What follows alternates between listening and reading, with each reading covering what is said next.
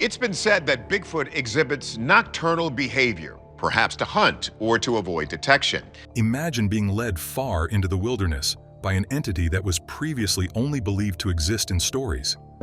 It's easy to think that unidentified species could be lying in the shadows in the huge Pacific Ocean, which is home to over 30,000 islands. This was no longer just a far-fetched possibility for Ella. It had become her dreadful reality. The events surrounding her encounter with Bigfoot, sometimes known as Sasquatch, would take an unexpected turn. Since she was a young child, Ella had a fantasy of sailing around the world. People's doubts about her ability simply made her more determined to disprove them. Being a seasoned sailor himself, her father gave her the confidence to follow her dreams and taught her everything she needed to know about navigating the oceans. At 23, Ella was full of the spirit of adventure that had pushed her for years and felt ready to set out on her own. Her journey's stories of far-off places and exciting encounters could fill volumes, but one chapter in particular stood out above the rest, a chapter that would alter her life's path forever. Ella found herself nearing a small, isolated island after 3 days of sailing northeast from the Cook Islands. The locals were welcoming and gave her guidance and food. She was eating at the only restaurant in the village on her last night there. The whole group quieted when Ella revealed that she had an island to visit on her trip as her next scheduled destination. The islanders then virtually consistently recommended her to stay away from that location at all costs, cautioning her that it might be dangerous to travel even 10 miles away. Ella was curious and asked for further information, thinking the threat came from hidden reefs or choppy waters. An elderly man, however, revealed a more disturbing reality. The island's residents, who were characterized as a horrific hybrid of a person and a beast, posed the true menace. Known as Ape Island in the community, anybody who dared to approach it met a terrible end. There were rumors of sailors being apprehended and having their skulls put on stakes as warnings. Ella sensed there was more to the story, despite her skepticism. Relentlessly, the following morning she sailed away. The water was remarkably still, and as the hours went by, a disturbing quietness came upon the sea, suggesting the danger that lay ahead for her. However, the horizon darkened before she could decide what to do. Without warning, a violent and powerful storm materialized, speeding toward her. Ella scrambled to secure her boat as the storm arrived, strong waves pounding it with no time to spare. It became impossible for her to steer, and after battling the storm for hours, she anchored the boat and passed out in the cabin. The storm had passed by the time she woke up, leaving the sea quiet and the moon softly beaming overhead. She noticed a black landmass far closer than she had anticipated when she stepped onto the deck. It was the Ape Island, she realized. She was blown off course by the storm, and now the island appeared less than a quarter-mile away. She was at Ape Island, the very location the villagers had warned her to avoid, and the realization finally sank in for her. Nevertheless, the island remained motionless and silent. Ella felt her interest starting to overcome her anxiety, even in spite of the warnings. Ella secretly knew that the moment she realized where she was, she would have left the island if she had been wise. Her thoughts were filled with all the tales and cautions that urged her to run. But rather than following her gut, she withdrew to the cabin and tried to relax with some crocheting and a glass of wine. A calm night tied offshore, she persuaded herself, would be uneventful, a chance to clear her head. But soon after, that fleeting moment of calm was destroyed. A sudden, strong shock jolted the entire boat about 30 minutes later while she sat lost in meditation. It was as if something enormous was trying to drag it down into the depths by grasping it from below. Ella was startled and gasped as her wine glass fell off the table and broke on the cabin floor. She had to hold on to her seat to keep from getting tossed off because the boat tipped over so quickly. The boat steadied itself, softly swaying as if nothing had occurred. Ella hurried outdoors to see an unsettlingly quiet night, but her boat had been disturbed by something beneath the surface. The boat swayed fiercely as she gazed into the Black Sea, the anchor chain snapping taut as it tipped dangerously. The boat shook, and she felt herself almost being thrown overboard as she tried to maintain her footing. Something evil was submerged beneath the surface of the sea, drawing her closer and closer. Thinking of the pistol in the cockpit, Water filled the deck as she realized how strong the thing holding her was. At that moment, a big, dark hand emerged from the water, its fingers tightly clutching the edge of her boat with an almost superhuman strength. The monster was a hideous cross between ape and human, and Ella's skin crawled at the way its sparkling skin reflected the moonlight. Its sunken, black eyes were focused on her with such intensity that it gave her a sudden, terrifying feeling. The monster had a strangely shaped head, a large, strong torso, and a neck that was hardly noticeable. It clawed its way onto the boat, moving in an unpleasant, bending pattern. The beast suddenly threw its weight forward, tipping the boat over completely, and Ella was flung into the dark, frigid water. The stillness of the depths was misleading.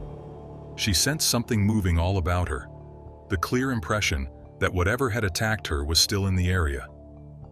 Ella's breathing became labored, and time appeared to stand still.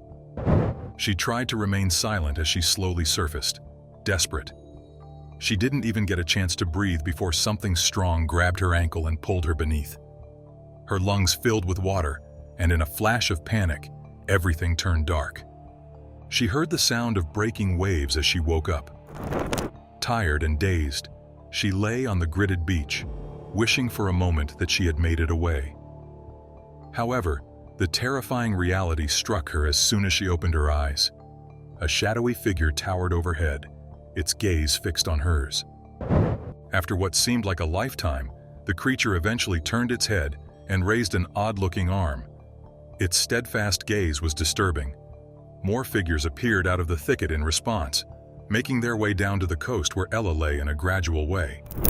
Only a rattling sound, growing louder, broke the silence, and as it got closer, the crowd parted, showing a figure that was not like the others. This thing had on a costume made of bones, something like armor that glittered threateningly in the moonlight, and was covered with beads and other light-catching objects. It towered over Ella, obstructing the moon's light and gesturing for her to get up. However, the worst was still to come. A number of the monsters lifted their spears and pointed them straight at Ella, indicating that she would have to comply.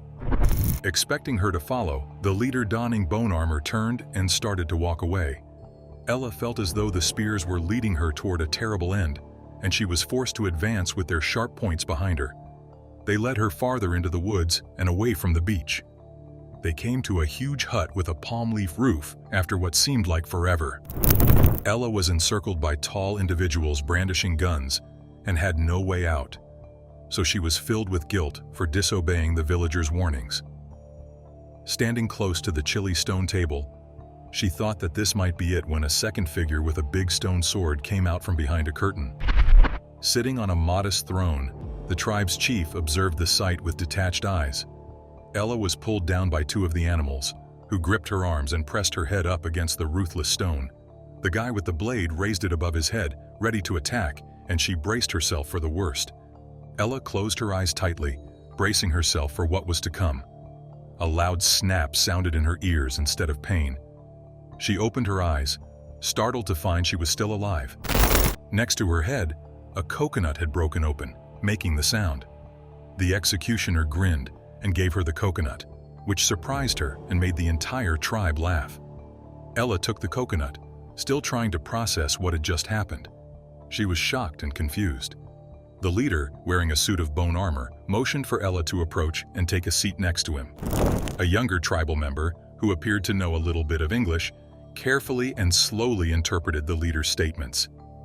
It was evident from the leader's dramatic tossing aside of a human skull that they had different ideas about Ella. Her pistol, which she had stored on her boat, was, in an unexpected turn of events, on the table in front of her. The leader indicated that he was interested in finding out more while pointing to the rifle. Ella consented to teach them about the weapon after realizing that her circumstances were far better than she had imagined. The tribe joyfully applauded and laughed, showing sincere excitement for her choice. The group's leader hushed them the following morning and waved them off. Ella was led by a female tribe member up a trail to a tiny house that was unexpectedly well-equipped, far more so than the previous residences she had come across. The woman checked to make sure Ella was comfortable, then gave her a warm grin and wished her sweet dreams in English with a strong accent before walking away.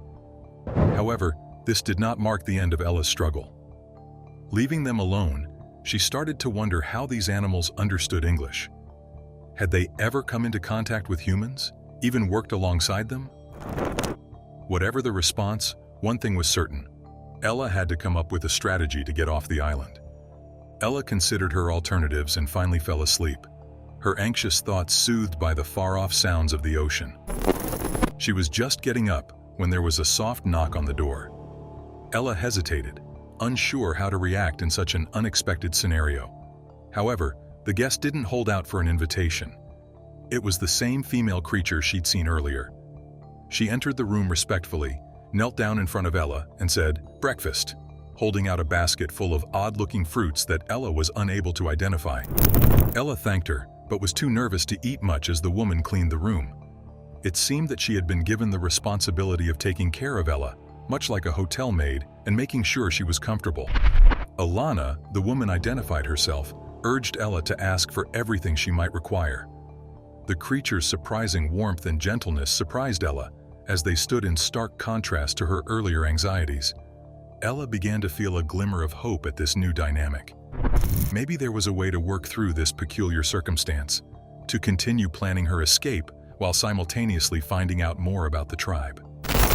Ella went by Eleanor in full, although she liked to be called Ella. Ilana laughed heartily when she saw how similar their names were, but Ella was in for more surprises. Ilana observed her intently during their conversation, her eyes narrowing as though she was trying to figure something out. Ilana said, "I know who you are," all of a sudden. Ella questioned her to clarify, perplexed.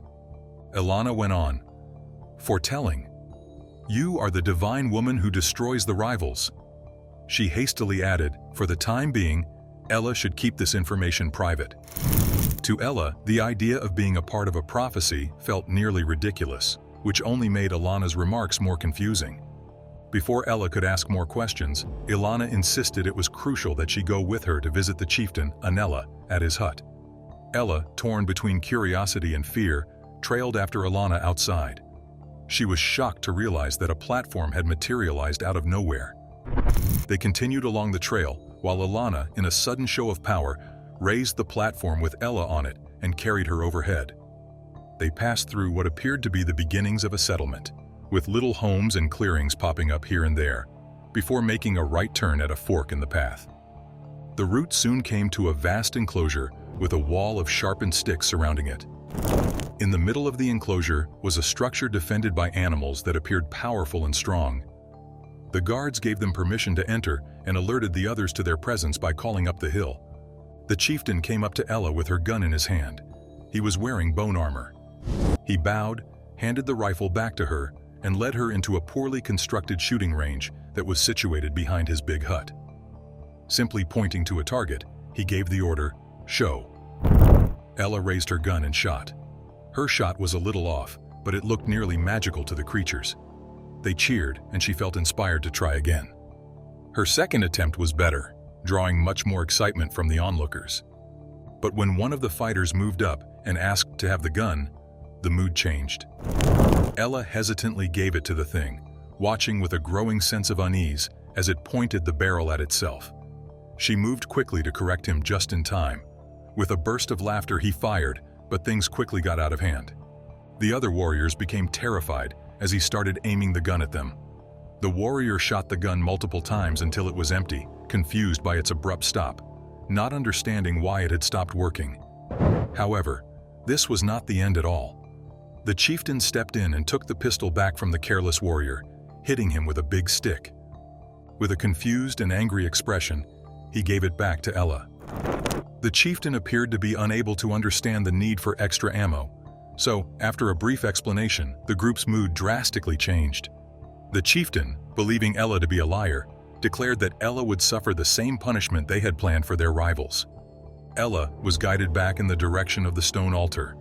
With a commanding yell that stopped everyone in their tracks, Ilana abruptly moved forward and displayed her sword, stopping the executioner in his tracks. She waved a piece of bark with strange markings carved on it and fought angrily.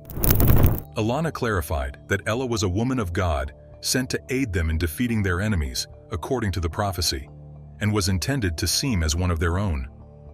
The tribe would face great victory if they welcomed Ella as an ally, but failure to do so would spell calamity for them, according to the prophecy.